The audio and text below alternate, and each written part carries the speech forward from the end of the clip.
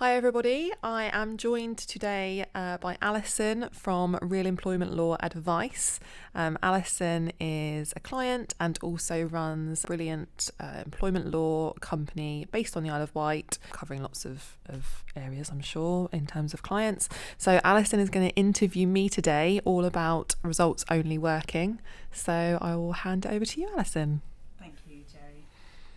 Okay, so I'm here with Jeri Williams from Smooth Accounting, and today we're going to be talking about results only working, which is a really interesting concept which I'd heard of briefly before I spoke to you about it, Jeri. So when you told me that you were going to be implementing it, it was really interesting and I delved into it a bit further. So hopefully our listeners will find it really helpful to hear more about it. So do you want to talk to us a bit about who you are and about Smooth first of all? Yeah, sure. So I'm Jeri Williams and I am the owner of Smooth Accounting, which is a digital accountancy practice based in Portsmouth. We serve clients all over the country and the world, mainly corporate clients, but we act for individuals, sole traders, partnerships and limited companies. And yeah, that's us. And so how many employees do you have at the moment? So including myself, obviously, because I'm very important. No, including myself, there is 13 at the moment, and we have a new lady joining us next month, so there will be 14. And it's a mixture of accountants and administrative staff, isn't it? Yes. So we have our office manager, Fran, been with us since day one, actually, and my first ever employee, and I have a PA who works for me across Smooth and my other sort of business ventures. And we also have Luke, who is our head of digital media, so does all our filming and, anything digital basically for our marketing. Okay. And so I know we talked about you implementing results only working a while back, but it's only recently started. So when did you actually start with it? We started it... Oh gosh, it was either last February or it was last April. So we're definitely about a year down the line, and I can't remember. I feel like it was April that we started it. So yeah, we're coming up for a year. Okay. And so for the listeners, what exactly is results only working, and how did you first hear about it or come about it? So results only working environment, or ROWE, as I sort of abbreviate it for short, is basically that. It is focusing on results only. We don't have a focus on time. So time is very irrelevant for our staff. We don't have set working hours or set working pattern. So they work whatever they want, whenever they want, as long as the work gets done. So it's a shift of mindset very much away from traditional ways of working, which see a lot of office staff certainly doing the 9 to 5 and that kind of thing, to basically a fully flexible working arrangement. And the reason, and I came about it, do you know, I can't actually remember how I first found out about it, but I remember having a conversation with Simon, who was my business coach a couple of years ago, because he did it in his, he does it in his practice. He's done it for a number of years, and I remember speaking to him about it and saying, I want to do this. So this is what I want to offer my staff. And he said, what's the reason and why? And I read the book, which is all about it, which is called Why Work Sucks and How to Fix It. So I read that book first, very much got on board with the concept. And then that's when I was like, no, I definitely want to do this. Okay. And so when you came up with the idea, did you speak to the staff first, or how did you approach it with them? Yeah. So I was mentioning it for a while before we even had a conversation. I was having conversations with the team and sort of saying, one day I want to offer full flexibility. I was always very flexible. I tried to be very, very flexible. I always have. If people want to change hours, finish early, start late, whatever, I never had a problem with that, and accommodated that whenever I could. But I felt like it just wasn't enough. It was still very, if I leave an hour early, I'll make the hour up. It was still very time focused. So I was talking to the team about it quite a lot and mentioning it. They knew it was sort of something that was going to come. So it wasn't like just out the blue, this is what we're doing. But then I had a conversation with the entire team about it at the point that I introduced KPIs. So we introduced KPIs, key performance indicators, a long time before we implemented ROWE, because we needed a way of measuring output in order for ROWE to be able to work. So when I had the conversation with the team about KPIs and said, this is what we're going to bring in and these are the requirements of the job, I was explaining to them why I was bringing in KPIs and what the actual end result was going to be, and that was for us to have full flexibility. Okay, and so was it fairly well received amongst the team, or did you have somebody who said, actually, I don't like the idea of this?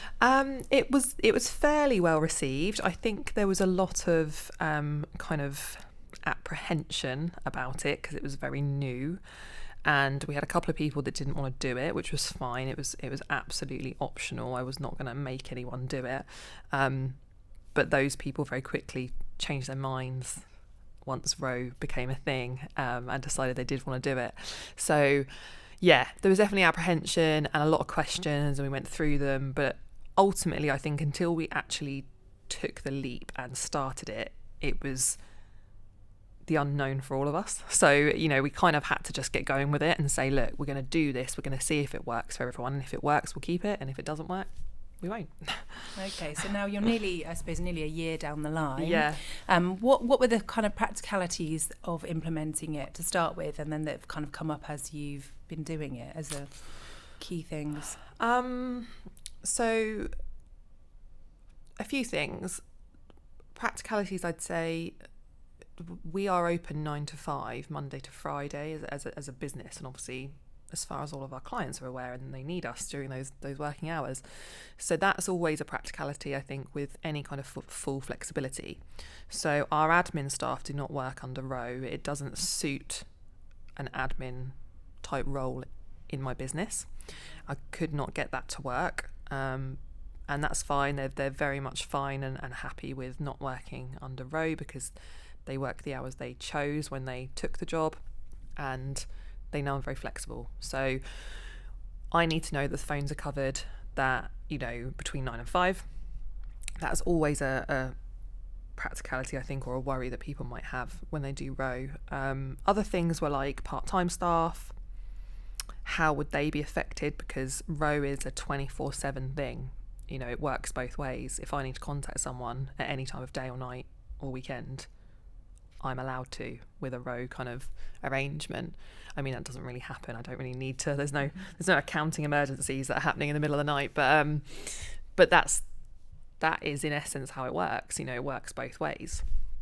Part-time staff can be a little bit tricky with that. So it was managing that arrangement that came up. I'm trying to think of other things. Apprentices, so we have a couple of apprentices that have joined us straight from school, so this is their first job and very, very new to working full-time and accountancy, and need structure and training and support, and so they do not work under ROWE at the moment, because it's simply not in their best interests for us to do that. So yeah, those kind of things. So it's not very black and white, but there's always a way around, you know, the different issues, I guess, that come up. Yeah. And what about the positives then? Have you started to see positives come out of it in terms of performance and just general, you know, how people are feeling about work? Yeah, definitely. So performance, it has improved. Productivity has improved. Our deadlines have come back more in line with what our business KPIs are. Definitely seen improvements across the board in terms of the financials and things. Also, the team and everyone just seems happier, and we've had really good feedback from everybody that they much prefer it this way. You know, things like one of the team got a puppy, you know, after we started ROWE, and she said, I've never had a job where we could get a dog, and we've wanted one for the last 10 years. Okay. She went, but now I work under ROWE, I can have a dog, because I know that I can work from home sometimes, I can take him for a walk whenever, and, you know, all the things that come with having a dog. I don't know, I haven't got one, but she, you know, she said like that has been the impact on her, like, and that's a bit, you know, it's a big thing, and I love hearing things like that, or seeing that like someone's going out for a run in the middle of the morning because they want to, you know, and stuff. So it's not about working less, it's about working in a more grown-up way. Yeah. So you hand quite a lot of trust over to them in terms of, when they manage their time and that sort of thing. So do you still have an expectation that they're, for example, they're contactable during certain hours of the day, or is it really just a case of you manage your own time and we'll leave you to it? As a business, we have an expectation there's a 4-hour turnaround for phone calls and emails. So no client or colleague will wait more than 4 hours between 9 and 5 to hear back from whoever it is they need to speak to. So if people want undisturbed time off, then they take annual leave, and that's the difference. So there is that, but people, and there's no requirement for any of the teams to tell each other what they're doing, where they're going, because we have that 4-hour turnaround. So if someone decides they want to not work for a few hours, they don't have to tell anyone that, but they all do. I've never made it a requirement, but everyone just out of courtesy tells each other, I'm going to pick the car up, or I'm going to get the kids from school, or whatever, I'll be out for an hour and get me on Teams if you need me, sort of thing. So they've all just kind of, it is a trust thing. They've all communicated amongst themselves and made it work. Yeah. To have that level of freedom, which is great. So do you think it's encouraged more communication amongst the team and more collaborative working, or are they still kind of working in their silos? Yeah, it's definitely encouraged more communication. And now that we use Teams, we changed all of our systems like a year ago as well. So, we used to have a WhatsApp group, for example, and everyone was in it. And we just moved away from that, which is so much better. Like, it's on Teams now. So Teams is what everyone uses to communicate.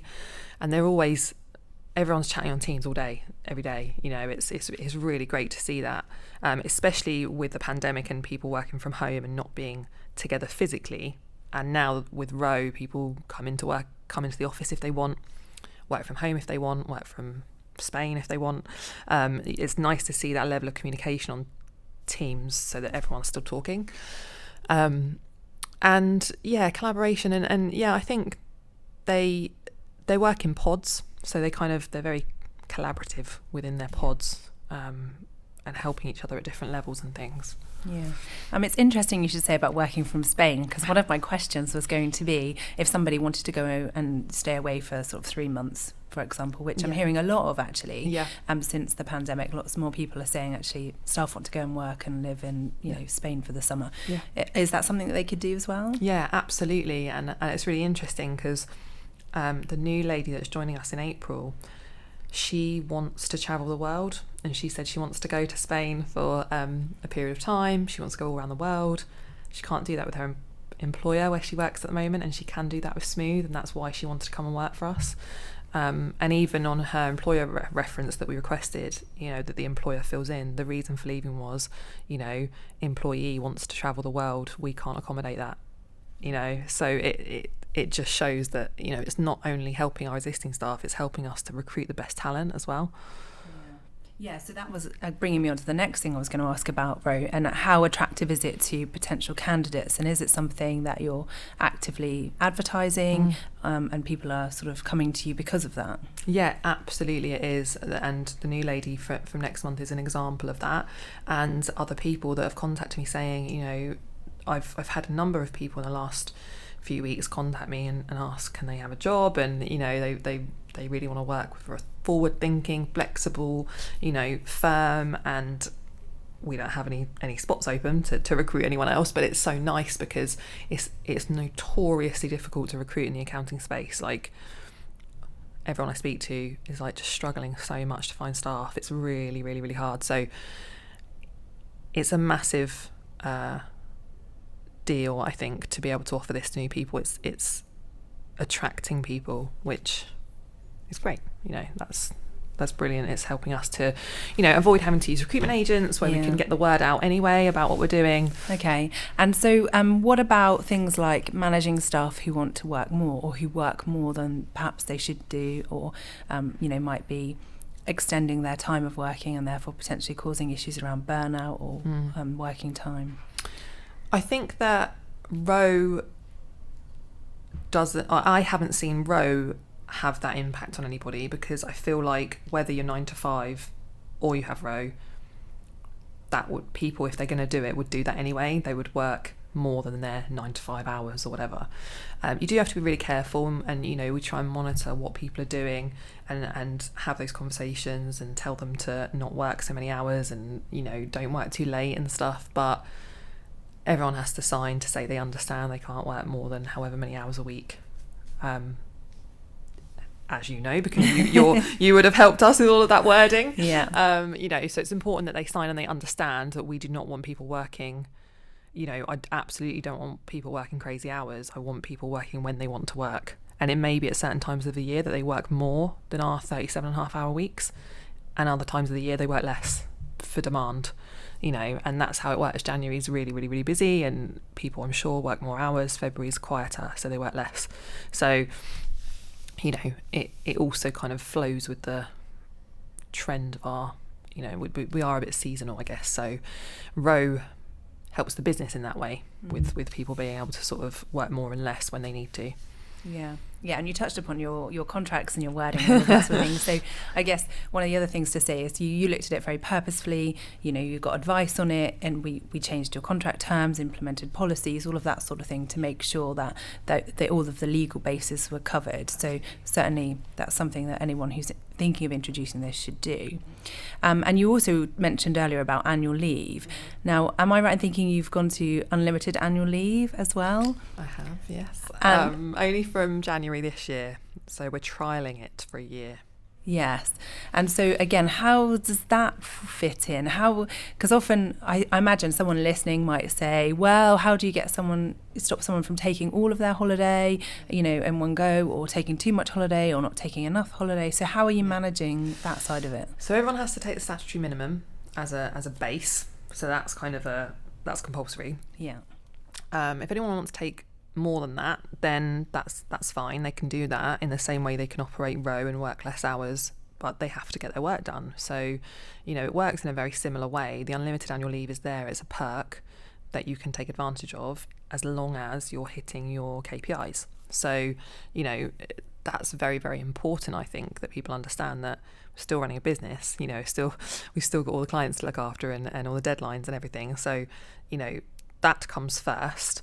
But it's lovely to be able to say, if people want to take an extra week off or want an extra week's holiday, if they work a bit more, a bit harder prior to that, they've got the option then of taking another week off because they've done everything they need to do. But if you only give them 30 days holiday or whatever it is you give, that's not an option. It just doesn't exist, So it is give and take, but it's nice to be able to, again, be flexible with annual leave. It didn't feel right to restrict people's annual leave when you were giving them freedom with their hours. It didn't feel like it fit right with our company values, which is really important. And so would you say that what you've implemented now is like the ultimate flexible working model, or do you think you could potentially go further in the future, or you might go further? I don't think I could go any further. I don't see how I could go any further with it. I think we are the ultimate flexibility now. I can't, I suppose, unless I change something fundamentally about the business, and we weren't a 9 to 5 business, for example, then I don't think I could take it any further than I already have. Who knows, I guess. Who knows what will happen in the future. But yeah, I think for now we are as fully flexible, I think, as you can get. Yeah, and I suppose a lot of the flexibility, like you say, around 9 to 5 is about customer or client expectations, isn't it?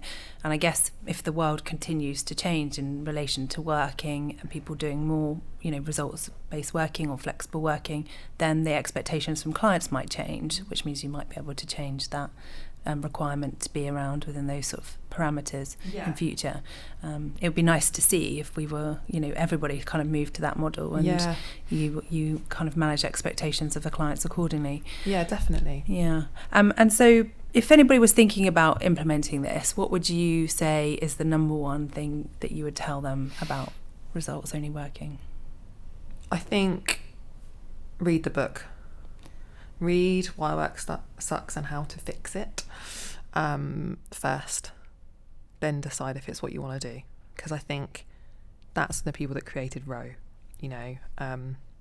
and I think you really need to have a good understanding of practically how it works, which the book really gives you, before you can know if it's definitely something you want to do, because it's not for the faint-hearted. Like, it is difficult for anyone. If you're a control freak, it's difficult. I'm a control freak. I think I found it difficult, and I'm a lot better now, but I found it very difficult in the beginning, like, please don't all just leave, like, just get up and walk out of work, like, but yeah, it's worth it, but it's not easy. It's not easy to do, especially for a small business. It's not easy. So, you've got to plan it. Yeah. Read the book, decide it's definitely what you want to do, put a good plan in place, like you say, get all the legalities covered, all of that side of it. Make sure it's what your team want, because ultimately, if they don't want it, what is the point? I think it's got to work for the business, and it's got to work for the staff. And if it doesn't work for either of those, it won't work, and you shouldn't do it. Yeah. No, I think that's really good advice. And I think the fact that you just looking at KPIs and the results from a role is really important, even if you just take that one step without introducing results only working. Because it's surprising how many businesses have staff who don't know exactly what's expected of them. Yeah, exactly. Like, the KPIs give so much clarity. And that is so important. I will give you a job, and in return, I'll pay your salary. In return, I want this, specifically this, what's on this KPI sheet, or however you're doing it. And that's really important. And we would have KPIs regardless. If the KPIs are not optional. ROWE is optional. You can work 9 to 5 if you want to, and only from the office, and have no flexibility, or you can work under ROWE, either or. But you've still got to do your KPIs. That's a requirement of the job. So they're not one and the same, but certainly the KPIs are needed to enable you to, or something is needed for you to monitor results to be able to put it in place. Yeah, absolutely. And I think that's really interesting, isn't it? Because that would be my argument if somebody said, well, it's not going to work, it would never work. But actually, in all organisations, you should be measuring output rather than just time. Mm-hmm. Otherwise, what's the point of just having someone sitting there from 9 to 5 for the sake of it, paying them, if you're not getting the results out of it, isn't it? Yeah, exactly. And that's the thing, it's so strange how we have this culture of expecting people to sit at a desk, and if they're not at a desk, they're not working. And it's just so bizarre to me, because, there's no incentive there for anyone to work efficiently. And we drive efficiencies with everything that we do. We're always looking for efficiencies. If you incentivize people that when you've finished your work, you can go or stop working or whatever, they will find efficiencies in what they're doing, So, but if you say, actually, if you finish that at 3 o'clock, you still need to sit there till 5, they'll just drag it out till 5, So yeah. It's just so bizarre how we sort of treat working and working hours and things in this country. But I think it's changing for the better, and I'm really glad I did it. So yeah, it's interesting, because the results only working kind of came from around 2004 from my research, didn't it, where it first came out from the ladies who were working at Best Buy. Yes. And now we're in 2022, and with everything that happened with the pandemic, I think it's obviously speeding up this change in terms of flexibility and the ability to work from anywhere, really. Yeah. So hopefully we'll see, inspired by you, Jeri, of yes. course, more people doing the results only working. Yeah, hopefully. And I know a couple of accountants that do it. I don't think it's massively common in the accounting space. I hope that changes. I think people are going to have to change. I think if you want to retain good staff, you're going to need to. That's just my opinion. And if it's possible, I appreciate it's not possible in every business to offer ROWE, and I totally get that. But if it is possible, then businesses need to consider it. Yeah, absolutely. So that's a good point to end on. But is there anything else you wanted to add about it, or any other final tips or hints that you want to give? Communication is just really, really key, and it's key anyway in every business, and everyone knows it, and we all say it, and it's a little bit cheesy, but it's so key. Talk to your staff. Do they actually want it? Is it what they want? If it is what they want, I'll get them to make it work. I think so many people are worried because they're like, well, how will it work? Put it on them. Originally, when I didn't have very many, or I didn't have enough people answering the phone from an admin perspective, I had to get the team to do a phone rota to make sure they were responsible for monitoring the phones during 9 to 5. Like, put it on them. They'll find a way of doing it between themselves. You don't need to take that responsibility so much. If they want it enough, they'll find a way to make it work. Yeah. So yeah, I think just communication is really key. Yeah, absolutely. You get the best buy-in from people if it's coming from them in the first place, don't you? Definitely, yeah. No, that's fantastic. I think there's lots of really good information there. So if anyone wants to contact you, I know that you don't do results only working advice as your bread and butter, but in terms of accountancy and that sort of thing, where can they get in touch with you or find you? So they can find me on LinkedIn, Jeri Williams. They can find me on YouTube, which is also my name, Jeri Williams. They can email us, help@smoothaccounting.co.uk. Our website, www.smoothaccounting.co.uk. And we're on all the other social channels as well. So I'll put a link in the show notes to everything that we've talked about today. Yeah. But I would also urge people to have a look at your videos because they are fantastic and entertaining, should I say, for an accountant. Thank you. Yeah, definitely check out the other videos. But yeah, it's been really fun. Okay, thanks very much, Jeri. It's great to talk to you. Thank you.